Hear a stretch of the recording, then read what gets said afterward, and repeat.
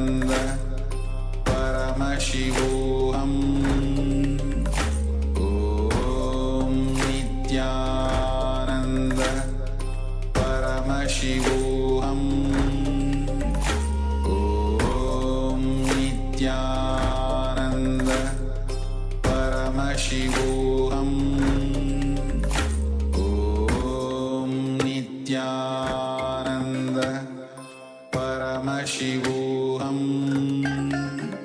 Om Nityananda Paramashivoham.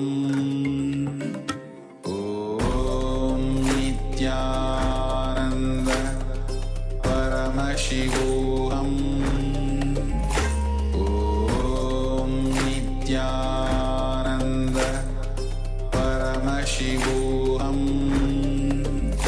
Om Nityananda Paramashivoham. Om Nityananda Paramashivoham. Om Nityananda Paramashivoham. Om Nityananda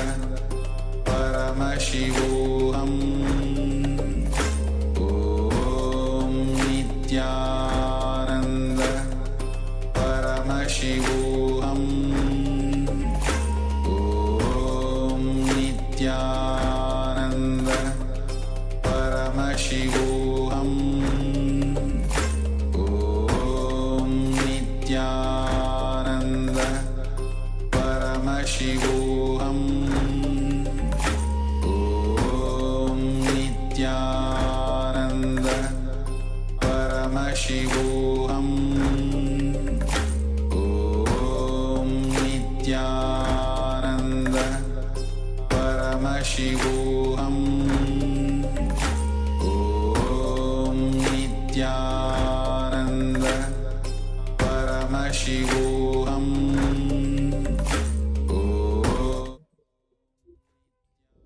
Yes, welcome back from that wonderful Revelations by the Supreme Pontiff of Hinduism on the lion and the cub story. So that's a story that is also found in the Living Enlightenment book, whom we showed you earlier. So this is Swamiji's Living Enlightenment book. It is found in this book as well. You can find it in full details related to the physics of the guru-disciple relationship. Now let us move into an internalization exercise on that same topic. So requesting participants, please, we have quite a number of participants that have got their cameras switched off at this point in time. So requesting all participants, please come back on camera, switch on your cameras and make sure that you are visible in the camera. I understand it's quite late for some of our participants. Requesting all participants, and of course those of you that are following us on YouTube, you're also welcome, more than welcome to join us in the internalization exercise on the physics of the guru-disciple relationship. All right, so now let us consider the guru-disciple relationship, the relationship that you have with Swamiji, with the guru, with the master. Now let us look inside and discover 25 blind spots. 25 blind spots where inspiration was injected into us by the Guru, by Swamiji himself, either directly or indirectly. However, we did not act out. We did not act straight away to make it into reality. So similar in the way when we do the third eye solutions, we ask Swamiji for a solution, but we don't take steps to make it into reality. So similarly, discovered 25 blind spots, 25 instances where inspiration was injected into you, either directly or indirectly, but you did not act out. You did not take action to make it into reality. See, more and more, the more and more we nurture the powerful cognitions that we receive from Swamiji, it matures the guru-disciple relationship. So once again, let us discover 25 blind spots where inspiration was injected into us by the guru, but we did not take action to make it into reality. So requesting participants grab a pen and paper and let us pen this down.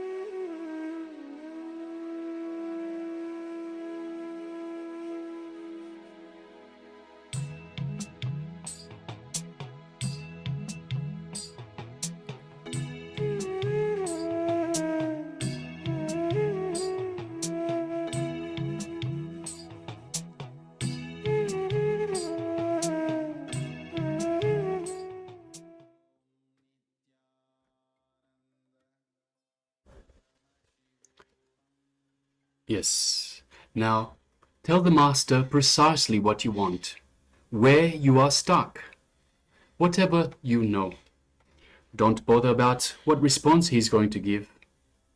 Whatever you know, open it up. So you can sit in front of Swamiji's Atmamurti or a picture of Swamiji and just share everything with Swamiji. Please go ahead.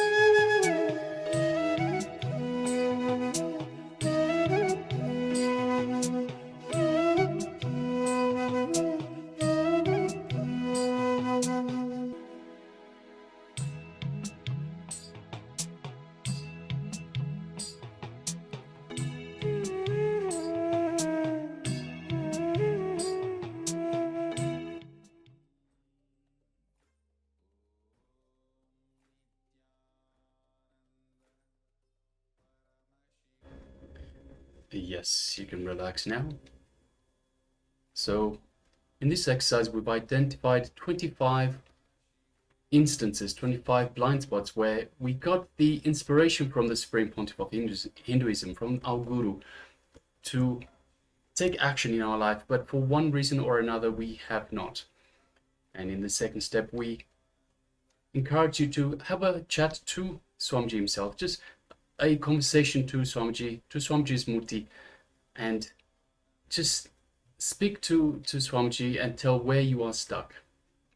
So this is a very powerful technique to relieve all the tensions, all the issues that you find in your life. Wherever you find yourself, you are stuck, you can always speak to Swamiji. So Swamiji, in the form of Swamiji's Murti, is always present with us. And so whenever you have issues, you can simply just have a chat, just have an open conversation to Swamiji, and you'll be surprised, but you will get response from Swamiji. You will get some solution to your problems wherever you are stuck. So we encourage everyone to please make sure they incorporate this into their life as well. Make this part of your lifestyle. Speak to Swamiji. All right, next, let us move on to the next segment, which is the power manifestation segment once again. And for this segment, we are having the power of quantum memory. So what exactly is quantum memory? So we will be displaying a page for a very short while, a number of small seconds, maybe 2-3 seconds. And we will request the participants to just have a glance at the page. So don't try to read the page. So it's important you don't engage the mind and try to read the page. So the power manifestation comes from the feeling connection, from oneness with Swamiji himself. It's not to do with the mind. So if we try to engage the mind, the power manifestation will not happen. So request participants don't try to read the information. Just glance like you would glance at a rose. So just absorb the information through your eyes. Look at it through your third eye. So just hold it in your third eye, and just connect to Swamiji and ask Swamiji to reveal to you what the page is. So first of all, we'll be displaying the page. You will just glance at the page without reading it. Then we will connect to Swamiji and ask Swamiji to reveal to us what information was being displayed on the page itself. All right, so now let us get ready. So requesting participants to please sit with your head, neck, and spine in a straight line.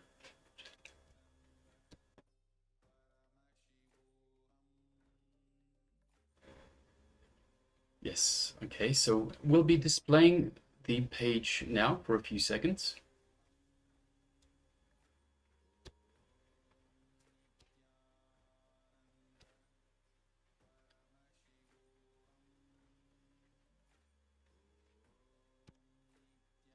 All right, so now let us connect to Swamiji in our inner space. Let us feel Swamiji in our inner space. Let us feel him radiating his love, compassion, and his super consciousness throughout our entire body. Now let us invoke Swamiji in our third eye, in the brow center, between the eyebrows. Let us start chanting the Mahavakya. Om Nityananda Paramashivoham. Om Nityananda Paramashivoham. Om Nityananda Paramashivoham. Continue chanting the Mahavakya and just put the question, so similar as the third eye solutions, just put the question in your third eye for Swamiji to reveal to you the information that was displayed on the page. So please go ahead now.